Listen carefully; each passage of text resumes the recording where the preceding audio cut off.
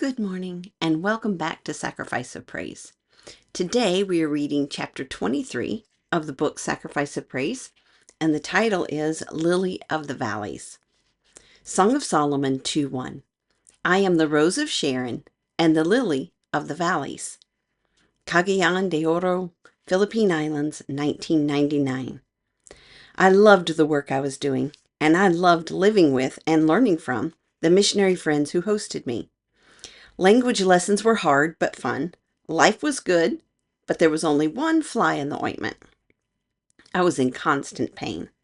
A lot of pain. Sometimes I thought I would lose my mind from it. I had been in a few car wrecks over the years, and now I was getting intensive chiropractic treatments to correct my increasingly crooked spine. The chiropractor told me it would normally take a few years to fix, but we didn't have that long in the Philippines. He said if I could stand the pain, he could fix it in the year we would be there. So I agreed and started treatments.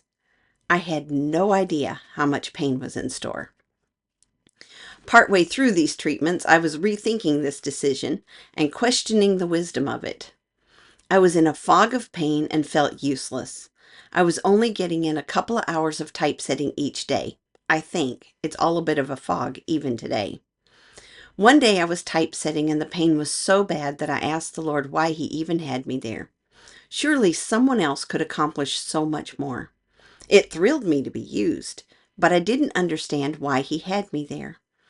As I was praying, the oscillating fan swung back around toward me and ruffled the pages of my open Bible again. This time, instead of just fluttering and settling back down, a few pages turned and I glanced over. There at the top of the page, I read Song of Solomon 2:1 and noticed something I had never seen before. The last word was plural, not singular. Valleys, not valley. God used that verse to encourage me that day. He has often been called the lily of the valley. We talk about the lily of the valley, sing about the lily of the valley. That day he showed me he is the lily of the valleys. All of them. Not just one valley. Not just a generic lily of a generic valley. He is the lily of the valleys. Every single one of them. No matter what valley I'm walking through, he is there to perfume the air, gladden the eye, bless the heart, and encourage the spirit. He is the lily of all our valleys. I bowed my head and thanked my God for walking every valley with me. And with my heart encouraged, I turned back to work another hour with a smile on my face and a song in my heart. I was still in pain, but not discouraged. I have been through many more valleys since that day, and the lily of my valleys has never failed to meet me there. Lamentations 3:21 through 24. This I recall to my mind, therefore I have hope. It is of the Lord's mercies that we are not consumed, because his compassions fail not. They are new every morning. Great is thy faithfulness. The Lord is my portion, saith my soul, therefore will I hope in him. One of my greatest fears is that these valleys I walk will be in vain. As the Apostle Paul put it in Galatians 2:2, lest by any means I should run or had run in vain. God has a reason and a purpose for the valleys he walks me through. I also know that I have a choice and a free will. Will I learn or will I resist? I can draw nigh to him in love and faith, or I can pull away in anger, hurt, or distrust. It is my choice. I fear this terrible thing because I lost count of how many times I repeated the same lessons.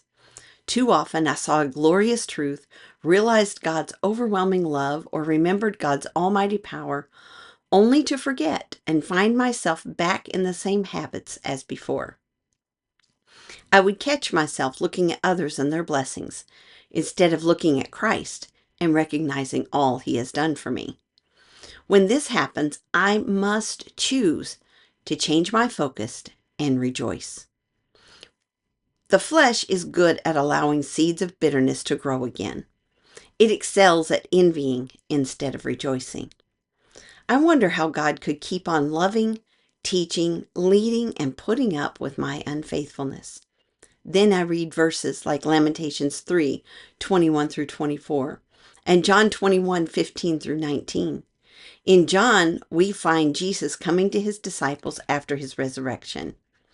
Peter had denied Christ, and now he had returned to his old life of fishing. Yet Jesus came looking for him again. Looking at Peter's time with Jesus, I see glimpses of myself. He was impetuous, said foolish things, got in the way, rebuked Jesus, forsook him, and walked away from the ministry God called him to. Yet Peter's story doesn't end there, because Jesus restored him, refined him, and used him. On Pentecost, Peter stood and preached with power.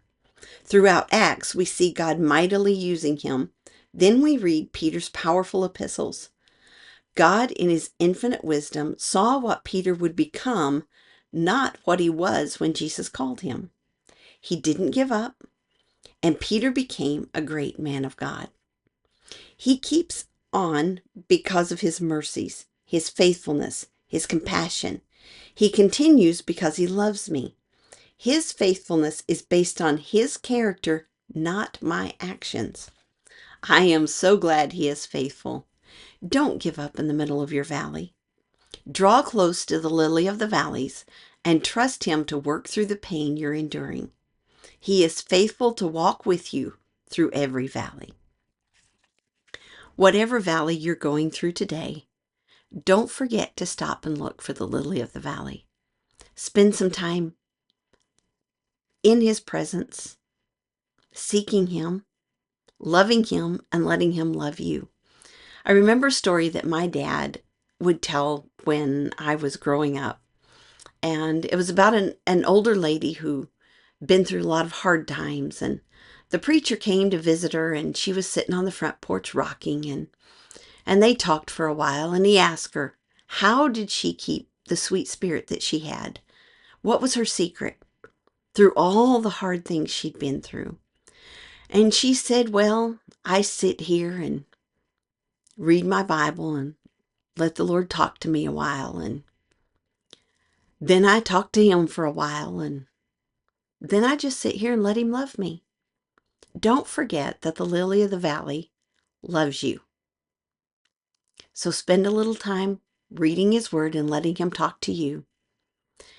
And then talk to him a while. And then just sit there in his presence quietly and let him love you. And as you walk with the lily of the valley, he will give you grace for the valley, and he will bring great things out of it. You don't know what it is. You don't know when, but trust him. The lily of the valleys is right there with you. And until you come out of that valley, until you see the glorious things that he's doing, offer him a sacrifice of praise.